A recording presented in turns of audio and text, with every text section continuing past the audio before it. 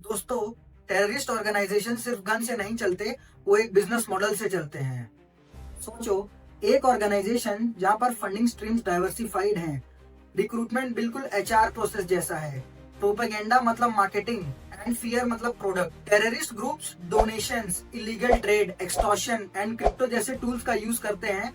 बिल्कुल कंपनीज की तरह वो रेवेन्यू जनरेट करते हैं। उनके लीडर्स सीईओ जैसे डिसीजन लेते हैं, मिडल कमांडर्स मैनेजर्स का काम करते हैं एंड फूड सोल्जर्स एम्प्लॉइज का। बट डिफरेंस सिर्फ इतना है, कंपनीज वैल्यू क्रिएट करती हैं and terrorist organisations fear sell करती हैं। और जब फियर बिकता है, कंट्रोल आता है एंड कंट्रोल से पावर आती है।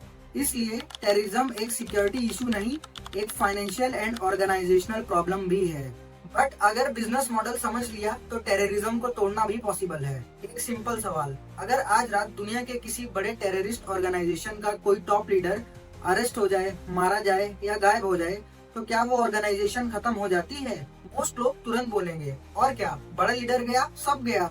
बट रियलिटी थोड़ा अनकंफर्टेबल है। अगले दिन भी फंड्स मूव होंगे, रिक्रूटमेंट चलती रहेगी, सेल्स एक्टिवेट रहेंगे एंड ऑर्डर्स पास होंगे जैसे कुछ हुआ ही नहीं था। और यहीं से एक बड़ा सवाल पैदा होता है, क्या टेररिस्ट ऑर्गेनाइजेशन सिर्फ एक्सट्रीमिस्ट लोगों का ग्रुप है या फिर एक डीपली डिजाइन्ड सिस्टम है?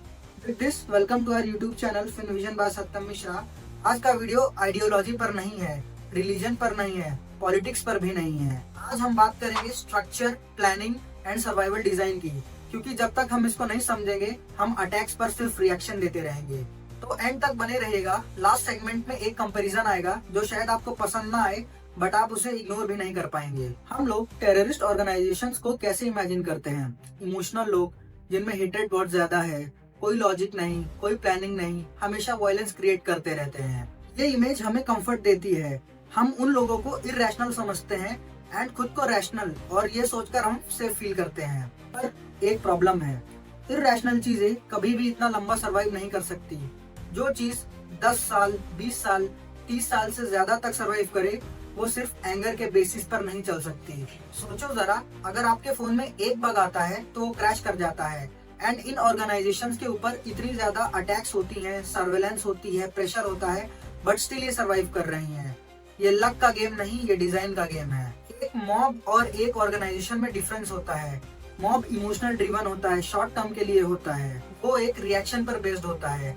बट एक ऑर्गेनाइजेशन में रोल डिफाइंड होते हैं, स्ट्रक्चर डिफाइंड होते हैं एंड कब कौन सा बंदा रिप्लेस होना है ये तक डिसाइड होता है। सक्सेसफुल टेररिस्ट ग्रुप मॉब जैसे ऑपरेट नहीं करते। उनके पास होता है एक clear command hierarchy, limited flow of information, defined responsibility zone.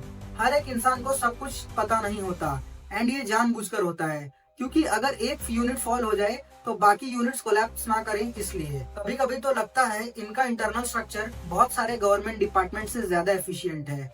सबसे इम्पोर्टेंट रूल, ये एक बंदे पर डिपेंडेंट नहीं रहते। लीडर जाता है, नैरेटिव चेंज होता है, बट स्ट्रक्चर नहीं। और यहीं पर एक अनकंफर्टेबल रियलाइजेशन होता है कि सिर्फ हेड कट स्ट्रेटेजी काफी नहीं है। पर इतनी डिसिप्लिन्ड ऑर्गेनाइजेशन तभी चल सकती है जब एक चीज कंटिन्यूअसली फ्लो करती रहे, मनी। मीडिया हमें ब्लास्ट दिखाता है, ब्रेकिंग न्यूज दिखाता है, ड्रामेटिक विजुअल्स दिखाता है, बट एक सवाल कभी नहीं पूछता, इस सब का पैसा आया कहां से? हर ऑपरेशन के पीछे होता है safe house, communication system, bribes, transport, logistics and equipments. And ये सब फ्री में नहीं होता। इसलिए फंडिंग यहाँ पर इमोशनल टॉपिक नहीं होता, ऑपरेशनल प्रायोरिटी होती है। इसलिए यहाँ पर एक स्मार्ट रूल को फॉलो किया जाता है, never depend on single income. अगर एक सोर्स बंद हो जाए तो दूसरा रेडी होता है। ये बिल्कुल स्मार्ट बिजनेसेस की तरह डाइवर्सिफाई करते हैं। बस यहाँ डाइवर्सिफिकेशन का मतलब इक्विटी या डेट नहीं होता। पैसा अकेला सब कुछ नहीं करता। इस पूरे सिस्टम को चलाने के लिए एक चीज और चाहिए, लोग। अब जो मैं आपको बताऊंगा ये एक अनकंफर्टेबल ट्रुथ है। ये ऑर्गेनाइजेशंस लोगों को इमोशनल फॉलोअर्स की तरह ट्रीट नहीं करती, ये उन लोगों को रिसोर्सेज की तरह ट्रीट करती हैं। हर रिसोर्स का क्लियर रोल होता है, ट्रेनिंग होती है एंड रिप्लेसमेंट होता है। रिक्रूटमेंट रैंडम नहीं होता, टारगेटेड होता है। कौन वल्नरेबल है, कौन आइडेंटिटी क्राइसिस में है, कौन आइसोलेटेड फील कर रहा है, ये सारे क्वेश्चंस पूछे जाते हैं, बिल्कुल जैसे मार्केटिंग टीम पूछती है।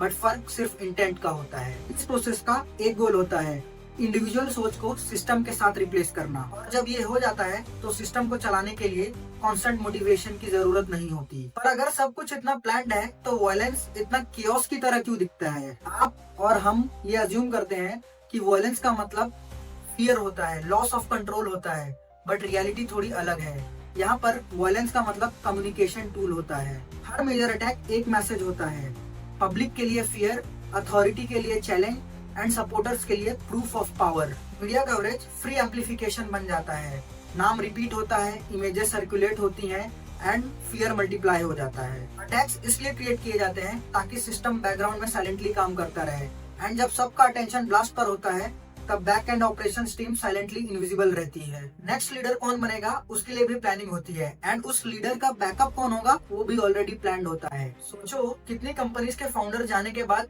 कंपनीज कोलैप्स कर जाती हैं, बट इनका लीडर जाने के बाद ये अपने सिस्टम को अडेप्ट कर लेते हैं भले ही न्यू लीडर आ जाए। इसलिए सिर्फ फोर्स से प्रॉब्लम सॉल्व नहीं होगी, ये प्रॉब्लम सॉल्व करने के लिए पूरा सिस्टम तोड़ना पड़ेगा।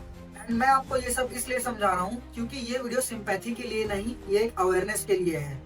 जब भी हम किसी टेररिस्ट ऑर्गेनाइजेशन को वीक पीपल बोल देते हैं, हम अपना डिफेंस वीक कर लेते हैं, क्योंकि आप किसी केओस से नहीं लड़ रहे, आप एक आर्किटेक्चर से लड़ रहे हैं।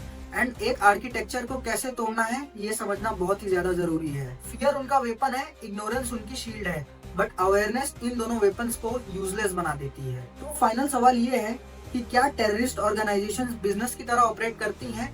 बिल्कुल नहीं।